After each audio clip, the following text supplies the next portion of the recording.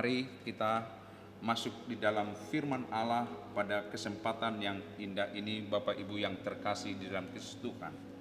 Saudaraku yang kekasih dalam Kristus Tuhan, seperti apa yang saya sampaikan, di pertengahan bulan 4 sampai hingga hari ini kita masih ada di dalam ibadah di rumah kita masing-masing.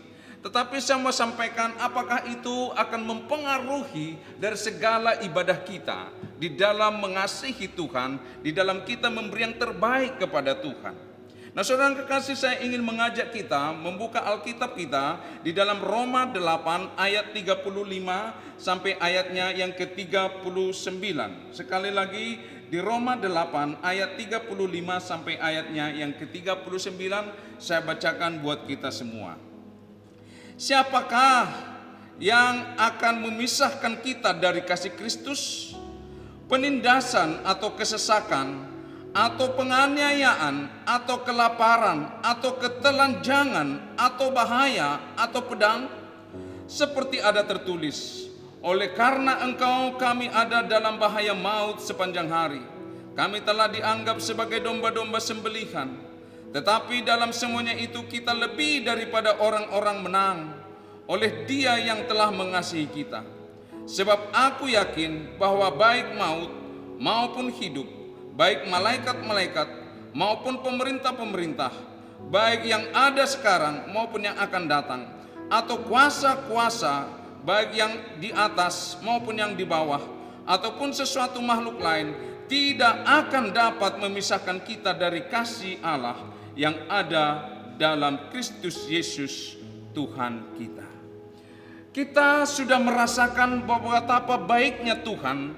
Kristus tetap mengasihi kita dalam kondisi apapun. Dia tetap memberikan kepada kita kasih-Nya yang sempurna supaya kita boleh beroleh hidup di dalam kasih anugerah Tuhan. Tetapi yang menjadi satu pertanyaan bagi kita, bagaimanakah dengan kasih kita kepada Kristus? Di dalam Lukas 10 dikatakan, kasihilah Tuhan Allahmu dengan segenap hatimu, dengan segenap jiwamu, dengan segenap akal budimu, dengan segenap kekuatanmu. Kata segenap menunjukkan 100% kita mau mengasihi Tuhan. Kita mengalami beberapa hal pada kondisi saat ini. Banyak yang kita alami dari perubahan-perubahan yang nyata-nyata ada di tengah-tengah kehidupan kita. Corona membuat banyak orang cemas. Corona membuat banyak orang dalam ketakutan. Bahkan corona itu bisa mengubah perubahan perilaku sosial yang terjadi di tengah-tengah masyarakat. Yang biasanya berkumpul bersama-sama, ini menjadi satu larangan supaya tidak ada di dalam pertemuan-pertemuan yang saling dekat. Perubahan-perubahan terjadi. Bahkan ibadah kita itu kita tidak bisa lakukan bersama-sama di dalam ibadah jemaat. Corona mempengaruhi situasi. Nah, ketika Paulus mengalami satu penganiayaan dalam pelayanannya, maka dia melakukan satu pernyataan dalam pertanyaannya, siapakah yang dapat memisahkan kita dari kasih Tuhan?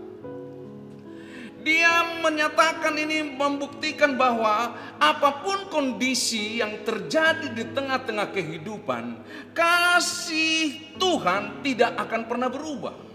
Kasih Tuhan tetap ada dalam setiap kehidupan. Tetapi bagaimanakah ketika kasih itu boleh kita nikmati dari kasih Tuhan, tetapi ketika ada penganiayaan atau situasi yang tidak baik, apakah kasih kita kepada Tuhan menjadi luntur? Apakah kasih kita kepada Tuhan tidak lagi seperti ketika kita sebagaimana ada pada waktu kita ada di dalam ibadah bersama-sama? Di dalam Ibrani 10 ayat 25 dikatakan, janganlah engkau meninggalkan pertemuan-pertemuanmu dengan saudara seimanmu di dalam persekutuan. Kenapa? Karena di dalam persekutuan itu ada nasihat-nasihat, saling menasehati satu dengan yang lain. Kalau misalnya ada orang tidak datang ke gereja dan itu sudah terlihat di dalam beberapa kali di dalam gereja, maka ada saudara yang mengingatkan, Bu, kok sudah berapa lama tidak pernah ke gereja? Pak, sudah berapa lama tidak pernah ke gereja? Tetapi dalam situasi yang sekarang ini, nasihat-nasihat itu sudah tidak ada. Sebab kita sedang berada di dalam rumah kita untuk beribadah di dalam setiap minggunya. Apakah kasih kita semakin luntur oleh karena keadaan ini? Apakah kualitas hidup kita di dalam Kristus Tuhan semakin menurun oleh karena pengaruh situasi ini? Ketika dikatakan di dalam firman ini, siapakah yang dapat memisahkan kita dari kasih Kristus? Kata siapakah berarti ada oknum yang dapat memisahkan. Secara nyata-nyata hari ini yang kita alami bahwa COVID-19 membuat kasih kita di tengah-tengah peribadatan yang biasanya kita bersama-sama menjadi terhalang. Tetapi saya percaya itu tidak akan menurunkan kasih kita di dalam beribadah kepada Tuhan. Kita percaya bahwa segala sesuatu Tuhan akan berikan kekuatan atas kehidupan kita. Nah, saudaraku yang kekasih di dalam Kristus Tuhan, ketika kita mengalami kemunduran oleh karena kita tidak ada dalam persekutuan bersama-sama, maka itu yang Tuhan mau ingatkan kita pada hari ini. Bagaimanakah kualitas kita di dalam menyembah Tuhan, di dalam persekutuan dengan Tuhan lewat ibadah-ibadah kita di rumah. Apakah COVID-19 mempengaruhi kualitas kita, mempengaruhi hidup kita di dalam penyembahan kepada Tuhan, memberikan kasih kita kepada Tuhan. Dikatakan, biarlah kasihmu kau berikan sepenuhnya kepada Tuhan, segenap hatimu engkau berikan di dalam kasih untuk mengasihi Tuhan. Bapak Ibu kekasih dalam Kristus Tuhan, apakah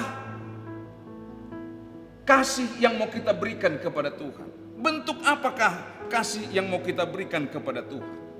Secara umum kita menyatakan kasih kepada Tuhan adalah kata sembah.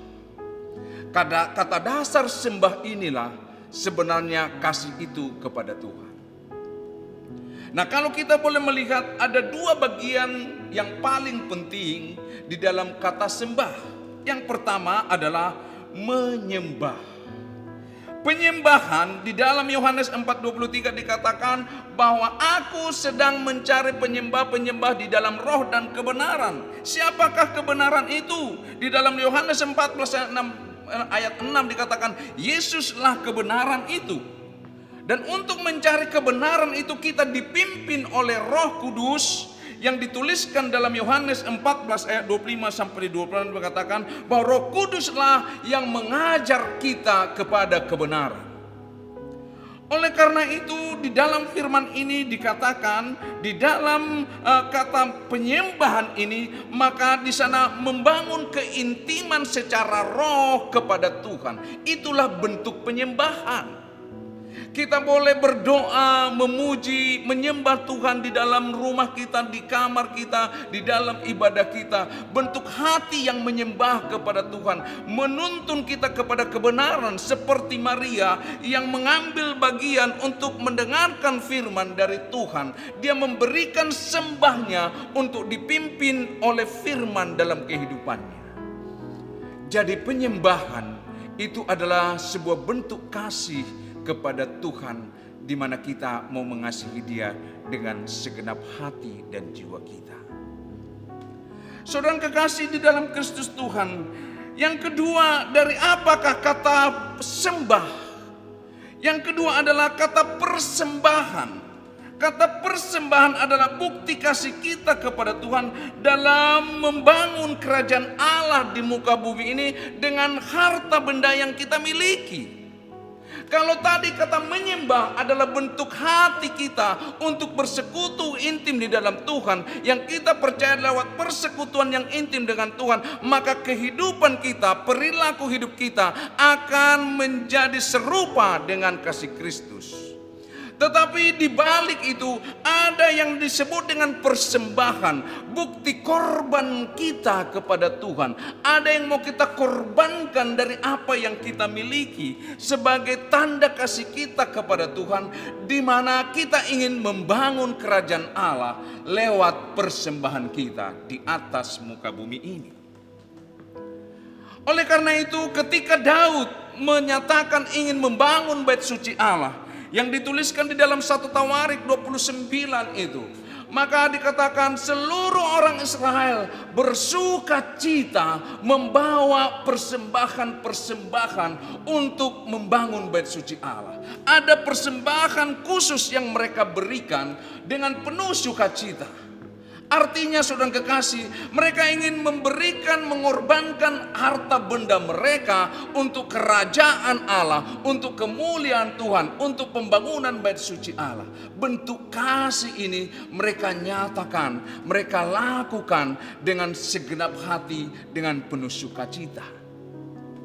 Ini adalah persembahan, korban yang diberikan untuk kerajaan Allah, korban yang ditaruhkan supaya ada pembangunan bait suci Allah di dalam memuliakan nama Tuhan.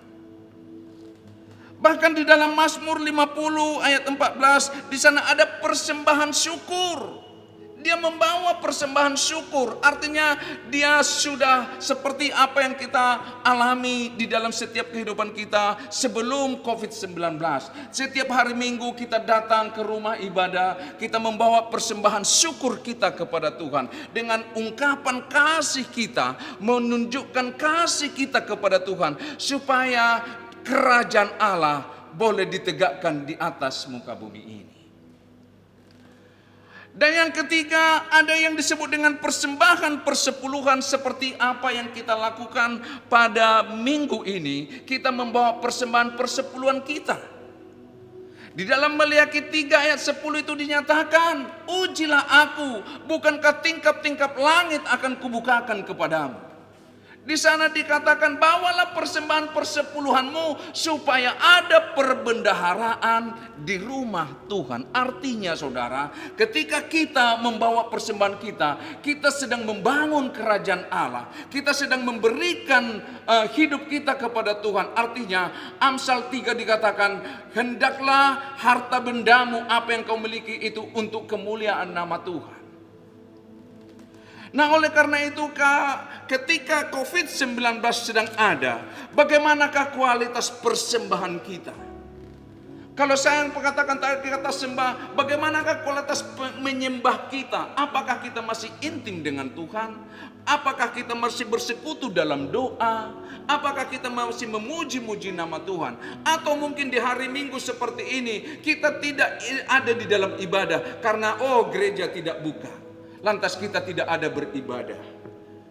Kita tidak masuk di dalam ibadah online. Atau mungkin di dalam persekutuan rumah kita sendiri sudah tidak ada sebab gereja tidak buka. Berarti sembah kita sudah menurun. Dan bagaimanakah dengan persembahan kita? Apakah kita masih ada membawa persembahan? Apakah kita masih memberikan persembahan syukur? Apakah kita masih membawa persembahan persepuluhan ke rumah Tuhan, sekalipun kita tidak berada bersama-sama dalam gereja?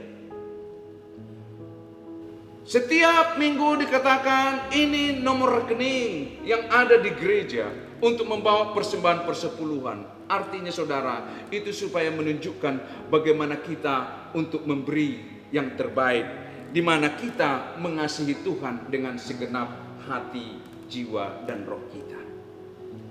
Saudara yang kekasih dalam Kristus Tuhan, persembahan persepuluhan itu menunjukkan yang pertama, pengakuan kita bahwa Allah adalah pemilik semuanya. Ketika kita setia melakukan persepuluhan, itu artinya bahwa kita mengakui bahwa Allah lah yang memiliki segala sesuatu dari kehidupan kita. Harta benda hidup kita adalah miliknya Tuhan. Di dalam Mazmur 50 itu dikatakan bahwa Tuhan yang mempunyai segala sesuatunya. Maka ketika kita membawa persembahan persepuluhan kita, itu menunjukkan bahwa kita mengaku bahwa Allah lah pemilik dari segala sesuatunya dalam hidup kita. Yang kedua, pengakuan kita bahwa Allah telah memberkati kita dalam hidup ini. Ketika kita membawa persepuluhan kita kepada gereja, kepada rumah Tuhan, berarti kita mengakui bahwa Allah telah memberkati kita. Sebab ketika kita membawa persepuluhan, artinya kita ada di dalam berkat Allah. Mengaku bahwa kita sudah diberkati oleh Tuhan. Setiap bulan kita mendapat penghasilan. Kalau itu kita mengatakan bahwa itu karena kemurahan Tuhan, karena kebaikan Tuhan, maka pengakuan kita bawalah persepuluhan kita ke rumah Tuhan. Itu artinya kita mengaku bahwa Allah lah yang sudah memberkati hidup kita. Dan yang ketiga adalah bahwa persepuluhan adalah bukti ketaatan kita kepada Tuhan dalam bentuk penyembahan atau persembahan kita dengan segenap hati, jiwa, dan roh kepada kemuliaan Tuhan. Sehingga nama Tuhan dipermuliakan, kerajaan Allah ditegakkan di atas muka bumi ini. Oleh karena itu, saya rindu kita semua senantiasa menjaga kualitas sembah kita kepada Tuhan, baik itu bentuk menyembah maupun bentuk persembahan kita kepada Tuhan tetap sama seketika sekalipun kita tidak ada dalam ibadah bersama-sama. Jangan sampai COVID-19 memisahkan kasih kita kepada Tuhan. Artinya kasih kita menurun oleh karena keadaan ini membuat kita tidak taat, tidak melakukan segala kebenaran dalam hidup kita, sebab kita berkata keadaan sedang tidak baik. Saudaraku yang kekasih dalam Kristus Tuhan, janji-janji Tuhan pasti ditepati di dalam setiap kehidupan kita. Dan saat ini Tuhan telah membuktikan kasih-Nya kepada kita lewat kematian-Nya, yang saat ini kita merasakan bahwa Tuhan tetap memberikan kasih-Nya kepada kita sekalipun kondisi tidak membaik atau tidak memungkinkan. Dia tidak pernah lalai untuk memberi kasih. Tetapi bagaimanakah dengan kasih kita kepada Tuhan? Bukti kasih kita kepada Tuhan, apakah yang akan kita bawa kepada Dia? Sebagai tanda bukti kasih Tuhan kepada kita pada saat ini, maka hari ini pun kita akan masuk di dalam perjamuan kudus. Sebagai bukti kasih Tuhan kepada kita, Dia telah mati dan rela berkorban bagi kita. Dan persiapkan hatimu di dalam kasih Tuhan. Roti dan anggur yang ada di rumah, mungkin engkau tidak punya anggur, engkau bisa mengambil air putih dan roti mari atau apapun. Kita mau masuk di dalam perjamuan ini sebagai bukti kasih Tuhan kepada kita, yang Dia telah mati bagi kita. Mari saya undang saudara untuk mengambil roti dan juga untuk mengambil cawan perjamuan. Dengarkanlah tuntunan firman Tuhan di dalam perjamuan kudus pada hari ini. Sebab setiap kali kamu makan roti ini dan minum cawan ini, kamu memberitakan kematian Tuhan sampai Ia datang. Jadi barang siapa dengan cara yang tidak layak makan roti atau minum cawan Tuhan, ia berdosa terhadap tubuh dan darah Tuhan. Karena itu hendaklah tiap-tiap orang menguji dirinya sendiri, dan baru sesudah itu ia makan roti dan minum dari cawan itu. Saudara kekasih dalam Kristus Tuhan, mari angkat roti dan cawan saudara. kita akan masuk di dalam perjamuan bersama Kristus Tuhan sebagai bukti kasih Tuhan kepada kita. Sekali lagi mari angkat roti dan cawan saudara di atas kepala. Kita berdoa, Tuhan, ini adalah tubuh dan darah-Mu. Kami masuk dalam perjamuan, dalam persekutuan dengan Engkau. Sebab kami tahu Tuhan, ketika kami ada di dalam Engkau dan Engkau ada di dalam kami, maka hidup kami akan menerima kasih anugerah-Mu. Ini adalah tubuh dan darah-Mu. Kami terima di dalam persekutuan, di dalam perjamuan kudus ini. Mari angkat roti tinggi-tinggi di atas kepala-Mu. Sebab apa yang telah Kuteruskan kepadamu telah Aku terima dari Tuhan, yaitu bahwa Tuhan Yesus pada malam waktu Ia diserahkan mengambil roti, dan sesudah itu Ia mengucap syukur atasnya. Ia memecahkannya dan berkata, "Inilah tubuhku yang diserahkan bagi kamu. Perbuatlah ini menjadi peringatan akan Aku." Saudaraku yang terkasih di dalam Kristus Tuhan, bukankah roti yang kita pecah-pecahkan adalah persekutuan dengan tubuh Kristus? Mari makan dengan iman di dalam nama Yesus Kristus.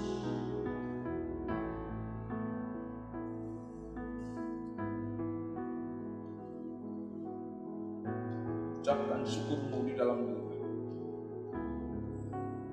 Mari angkat tinggi cawan di atas kepala. Demikian juga Ia mengambil cawan. Sesudah makan, Ia berkata, "Cawan ini adalah perjanjian baru yang dimeteraikan oleh darah-Ku. Perbuatlah ini setiap kali kamu meminumnya, menjadi peringatan akan Aku." Saudaraku yang terkasih di dalam Kristus Tuhan, bukankah cawan pengucapan syukur yang atasnya kita ucapkan syukur adalah persekutuan dengan darah Kristus? Mari minum dengan iman di dalam nama Yesus Kristus.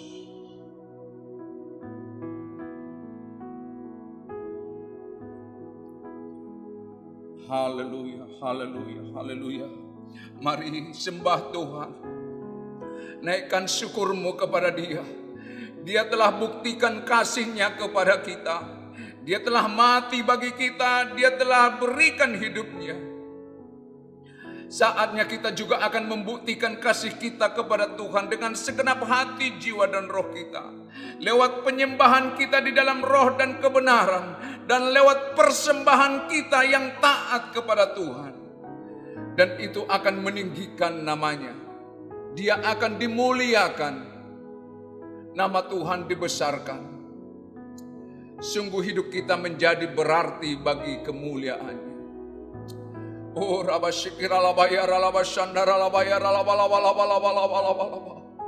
Ya narakara labasyatakura labasyandara labakiara labalabalabalabalabalabala. Terima kasih Bapa yang baik atas perjamuan ini Bapa. Terima kasih Tuhan. Terima kasih Bapa. Sebentar kami akan akhiri seluruh rangkaian ibadah kami. Dan kami berdoa ya Bapa. Tuhan, Engkau turunkanlah berkat-Mu atas seluruh jemaat-Mu.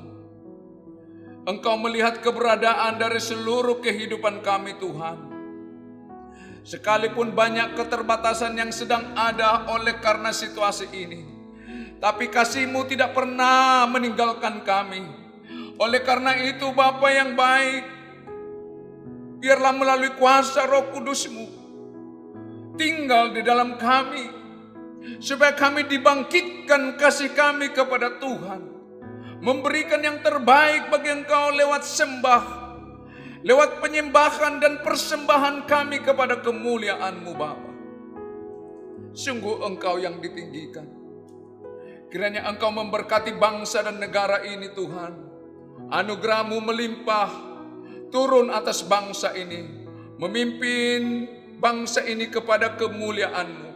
Presiden dan wakil presiden, seluruh kabinetnya, DPR, MPR, TNI, Polri, jajarannya, semua Tuhan Engkau pimpin di dalam kasih-Mu. Indonesia bagi Engkau Bapa, Indonesia bagi kemuliaan-Mu. Seluruh penduduknya bertekuk lutut menyembah memuliakan Engkau Bapa. Jangan tinggalkan Indonesia Bapa. Damailah Indonesia oleh karena kemurahan-Mu Bapa. Terima kasih Tuhan Yesus.